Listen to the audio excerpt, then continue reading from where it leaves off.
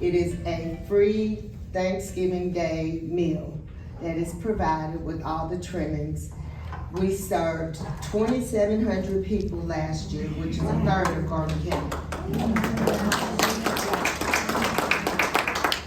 And to top that off, I make all the dressing. I started last month with cornbread, and I have 41 2-pound bags already crumbled, and I need 9 more. That's just cornbread. I haven't gotten to the bell pepper, celery, and onion chopped yet, but that's coming in the next week or 2. Our Thanksgiving this year has really evolved because we started out at the Web Center, then we moved to Visitors Chapel, and now we're at the EHC building at the fairgrounds because it's so big and we needed the help. So if any of you would like to assist on Thanksgiving Day, an hour of your time, and remember, it's not, we always think of family where everybody can or anybody can be your family. That you come and help plate plates, because everything is delivery. Since COVID, people used to come and get to sit down and eat, but now we just deliver. We also have 3 satellite locations, which are Roanoke Baptist Church, the Masons and Eastern Star Building, and Lake Point Church, City Church.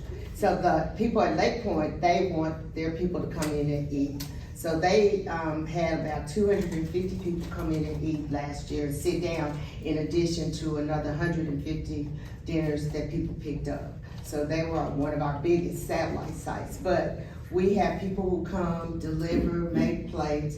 It's production, pretty much. And we start that Monday of Thanksgiving where people can come, help pull turkeys, just do everything leading up to the preparation. So we have several other community helpers that help us. It's a day of giving. And so if you look at Thanksgiving as a day of giving, not just with your family, but of people, and we're living in such a unique time that I would hope that someone would volunteer to come and give of your time for someone else. I gave y'all all a tag card. Most of you have one. If you don't, I ran out, but I'll put you one. It tells about our programs and who we are, but every month on the 4th Saturday, which I'm so grateful for you guys for doing the cereal, we do Food for Thought. Food for Thought, and Sarah is one of our vendors. We have different resources that are there to help people where they are. These are not homeless people. These are, I want to emphasize, the working poor, seniors, people who just don't have, and we're at the end of the month. So we give out food bags, we give out food. I go to Potluck Food and Rescue in Little Rock, where I get vegetables. The magnitude of it, Sarah can tell you when she's been there, but it's even bigger now. The magnitude of what we are able to give out is like we have to have a person at the gate to hold it. We get there by 8. There are people there at 7:30 in line. The line wraps around. We are in the parking lot adjacent to the former Habitat on back of 420 East. It is full of people. Not just people for us, but people getting things from Washita Behavior, the Literacy Council, as I said, is there. We have several groups from Little Rock that come over, like Arkansas Health Department. We have the library bookmobile, because most people who can't afford internet or streaming system, you can get it free through the library with the library card. So if you come, they give you all the information and you can watch movies. Because I pay, and I'm only one person with 3 TVs at my house. Wow.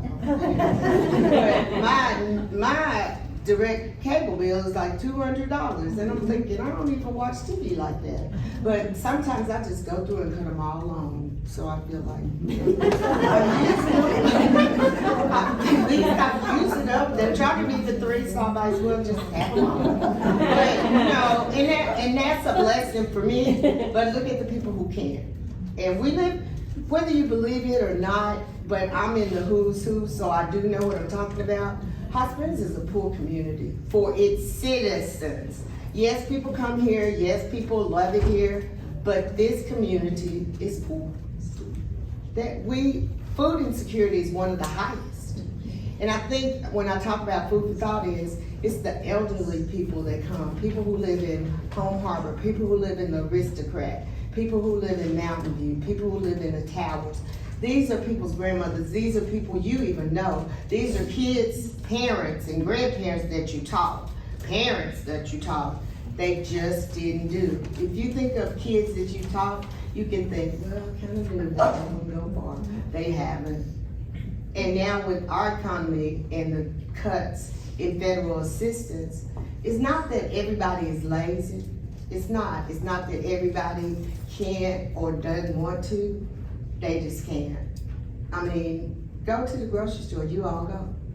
You all pick up, I was just telling a story a few minutes ago, is that I was talking to Carol and I said, it was something I couldn't buy. We were talking about microwaves, because mine, the light is gone out, but it works. But I can buy a microwave, I just don't want to. And that's the difference. But my son was saying something about it. He goes, Mom, I've looked at your accounts. Come on, be real. That was his answer to me, was be real. If you don't want a microwave, okay, but you can buy you a microwave. But there are people that can. And I said all that to say, most of us in this room, we left with a pension. We left with monies or stuff.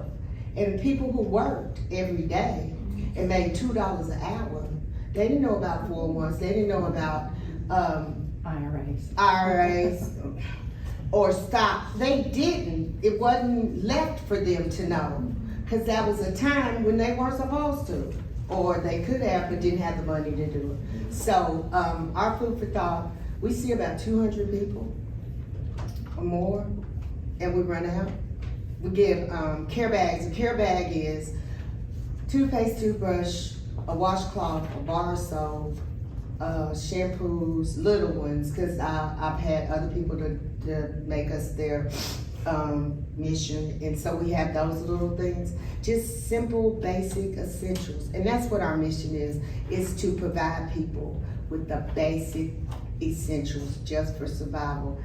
But I have a few older people that I've just taken to, and I help them way beyond food for thought. And one day she told me, she said, about the toothpaste, she said, I keep it and I cut it open and I get it out, and that's just not high on my list. But toothpaste is $3. Yeah. I mean, if you buy a different one, the one I buy is like $3.98. Yeah. But for some people, it's just not a priority, because do you buy toothpaste or do you buy 2 cans of tuna or 4 cans of tuna at $2 for $1? You decide. So anyway, we need volunteers there. I'm so grateful for Sally's church and their help with Thanksgiving to share. But I can go on and on, because I have such a passion for what I do. And I cry about it because I don't like it sometimes, because it's hard work and it's going out begging and saying what I say. But your cereal will make such a difference for people.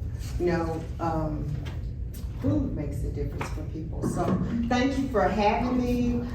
When you think of the Giving Team Inc., think of us as a service organization rooted